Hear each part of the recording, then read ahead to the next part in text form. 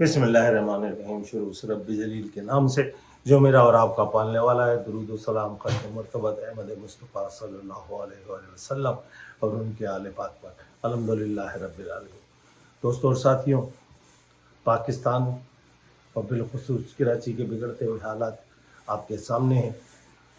دوسری طرف میں آج ایڈریس کروں گا الطاف حسین اور مصطفیٰ عزیز آبادی کو کہ وہ اگر تنظیم نو پارٹی کی کرنا چاہتے ہیں تو ان کو چاہیے کہ پرانے سینئر ساتھی جو خاموشی کی زندگی گزار رہے ہیں ان سے رابطہ قائم کیا جائے، پہلی بات. اور دوسری بات یہ ہے کہ حیدرآباد مومن خان مومن کے بارے میں لوگوں کی آراء اور لوگوں کے جو خیالات ہیں وہ الطاف حسین کو چاہیے اس کے بارے میں تحقیقات کرائیں. مصطفیٰ عزیز آبادی چونکہ ان کے رائٹ ہینڈ ہیں، ان کو چاہیے کہ مومن خان مومن کے بارے میں وہ اپنی تمام تر جو معلومات ہیں وہ صحیح ذرائع سے حاصل کریں اگر وہ پارٹی کو منظم کرنا چاہتے ہیں اس شہر کے لیے، اس شہر کے باسیوں کے لیے اور اردو بولنے والوں کے لیے کچھ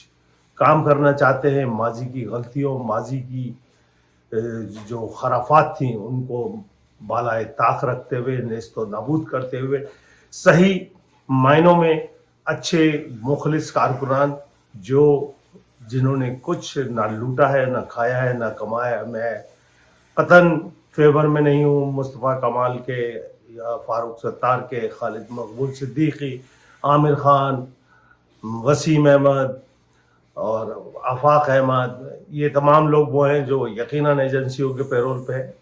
اس کے علاوہ سینکڑوں ایسے افراد ہیں، ایسے ساتھی ہیں جو گمنامی کی، خاموشی کی زندگی گزار رہے ہیں. اگر آپ کے کانٹیکٹ نہیں ہے تو اس سلسلے میں میں اپنی خدمات پیش کرتا ہوں. میں اس شہر کے، اس صوبے کے اردو بولنے والوں کے لیے میں یہ قربانی دینے کو تیار ہوں کہ میں پاکستان آ بھی سکتا ہوں، باوجود اس کے کہ مجھے معلوم ہے کہ اس وقت عاصم یزیدی اور نوید انجم جیسے کلر ایلیٹ ہمارے ملک میں موجود ہیں جو اپنے خلاف ہونے والی گفتگو یا جو ان کے اوپر تنقید وہ قطعاً برداشت نہیں کر سکتے. اور یہ اتنے جھوٹے اور مکار لوگ ہیں کہ اب یہ یعنی آپ ان دائرہ اسلام سے بھی خارج ہو چکے ہیں کہ یہ جھوٹے قرآن بھی اٹھا رہے ہیں، جھوٹے قسمیں بھی کھا رہے ہیں. عاصم منیر کہہ رہے ہیں ہم اللہ کی جنگ لڑ رہے ہیں، حالانکہ اپنے اقتدار کی جنگ لڑ رہے ہیں، اپنی لوٹ مار کی جنگ لڑ رہے ہیں، اپنے بیرونی ملک اثاثوں کی جنگ لڑ رہے ہیں، کیسے بنانا ہے، کیسے ملک سے باہر بھیجنا ہے. اور لیکن قرآن کو بھی یوز کر رہے ہیں، رسول کو بھی یوز کر رہے ہیں، اللہ کا نام بھی یوز رکھے. تو یہ وہ مرتدین ہے جو واجب القتل ہے. اگر اسلام کی روح سے دیکھیں کہ جو یہ ایکٹ اور جو یہ عمل کر رہے ہیں یہ واجب القتل لوگ، یہ ان کے نزدیک کسی چیز کی کوئی حیثیت نہیں ہے. پرانے تمام لوگ، بہت سارے لوگ میرے کانٹیکٹ میں ہیں، مجھ سے مستقل رابطے میں رہتے ہیں، کرتے رہتے ہیں، جلتے رہتے ہیں پاکستان میں ہونے والے حالات اور واقعات پر، بالخصوص کراچی حیدرآباد کے عوام پر.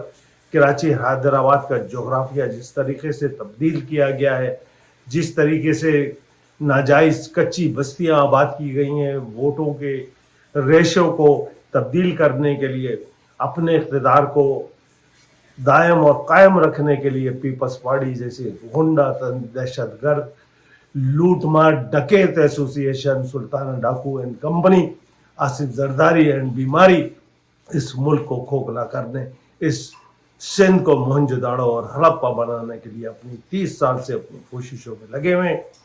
تو ایسی صورتحال میں اچھے لوگوں، مخلص لوگوں سے رابطے کے لیے اگر آپ کوشش کریں تو کر سکتے ہیں. اگر آپ کے ذرائع نہیں ہیں تو میں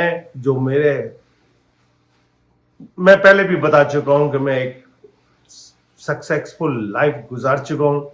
میں بذات خود نہ مجھے کوئی حرص ہے، نہ مجھے کوئی ہوس ہے، نہ مجھے MNA کا ٹکٹ چاہیے، نہ مجھے MPA کا ٹکٹ چاہیے. لیکن اس قوم کو متحد کرنے کے لیے، اس قوم کو منظم کرنے کے لیے میں بلا کسی لالچ کے اپنا کردار ادا کرنے کے لیے تیار ہوں. میں ویل سیٹلڈ آدمی ہوں, مجھے کوئی نہ میرا کوئی مستقبل قریب میں ارادہ ہے پاکستان میں رہنے کا, کیونکہ میں اپنی زندگی جو بیشتر حصہ, آدھی زندگی تو میں نے دیار غیر میں اس فوج اور اس فوجی جنتا کی بدولت میں آدھی زندگی اپنی گزار چکا ہوں بیرون ملک. جو بقیہ زندگی یقیناً گزرے گی, لیکن میری خواہش یہی ہے کہ یہ ایک دفعہ دوبارہ سے یہ قوم منظم ہو اپنے حقوق کے لیے, اپنی جدوجہد کے لیے. تو مصطفیٰ عزیز آبادی اور الطاف حسین کو چاہیے مومن خان مومن کے بارے میں انکوائری کرائیں, لوگوں سے پوچھیں. حیدرآباد میں میری اطلاعات کے مطابق مومن خان مومن کچھ مشکوک سے ہیں. اسی طرح کراچی کو منظم کرنے کے لیے بہت سے پرانے ساتھی میرے رابطے میں ہیں.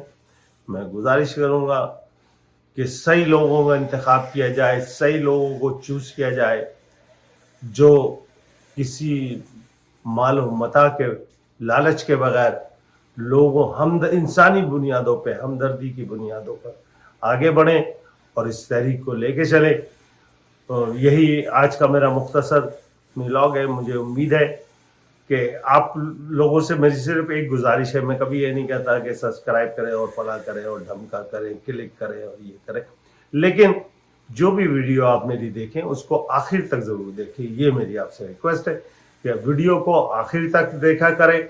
میں اس سلسلے میں مستقل دوسرے جو ہمارے جرمنی میں ہیں, کچھ افریقہ میں ہیں, 7 دوست احباب, کچھ دبئی میں ہیں, کچھ جاپان میں ہیں, امریکہ میں ہیں, میں کوشش کر رہا ہوں کہ فردن ان سے رابطہ میں آؤں اور ان سے رابطہ رکھوں. کچھ لوگوں سے میرا رابطہ ہے پاکستان میں, پرانے ساتھیوں سے میرا یقیناً ایک مضبوط رشتہ ہے, مضبوط ناطہ ہے.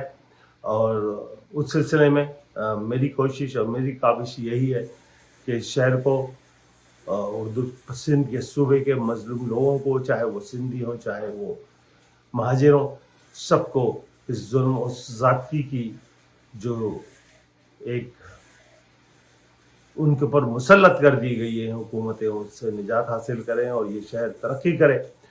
اور ہم بھی یہ عرب جو ہمیں چاہتے ہیں کہ ان کا دبئی آباد رہے, شارجہ چلتا رہے, ہمارے پاس قطر جیسی جو سلطنتیں ہیں جو نہیں چاہتی کہ ہم آئل اور گیس کے ذخائر ڈھونڈ سکیں, حالانکہ ہمارے پاس بہت سارے تیل کے اور آئل کے گیس کے ذخائر ہیں, لیکن دبئی کی پورٹ چلانے کے لیے کراچی کی پورٹ اور گوادر کی پورٹ بند ہونی ضروری ہے. اس کے لیے ہمارے عرب برادرز, ہمارے مسلم برادر عرب برادرز ہمیں دھکا دے کے پیچھے رکھنے کی کوشش میں مصروف ہیں, اور اس کے لیے اعلی کار جو ہے زرداری اور نواز شریف جیسے لوگ ہیں.